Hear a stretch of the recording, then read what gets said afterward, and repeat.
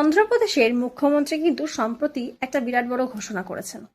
তিনি জানিয়েছেন, যদি অন্ধ্রপ্রদেশের কোনো পরিবার দ্বিতীয় বাচ্চা নেয়, পরিবার প্রতি 25,000 টাকা, যদি তৃতীয় বাচ্চা নেন তাহলে 30,000 টাকা, এবং চতুর্থ বাচ্চা নিলে 40,000 টাকা অবধি সরকারি অনুদান দেওয়া হবে। এটা একটা স্টেট গভর্নমেন্টেরই অ্যানাউন্সমেন্ট বলতে পারি আমরা।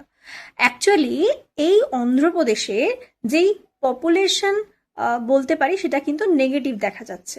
বার্থ রেট 1.5-এ নেমে এসেছে। সেই জন্যই মুখ্যমন্ত্রীর ভারত তথা অন্ধ্রপ্রদেশের জনসংখ্যা বৃদ্ধির জন্যই কিন্তু এরকম ধরনের একটি ঘোষণা। আমরা যদি দেখি ভারতের মধ্যে 60th স্টেট, সেটা হচ্ছে নাগাল্যান্ড, সেখানে কিন্তু নেগেটিভ পপুলেশন দেখা যায়। তোমরা আমাকে কমেন্ট করে ঝটপট বলবে যে অন্ধ্রপ্রদেশের বর্তমান গভর্নর কে রয়েছেন। Thank you.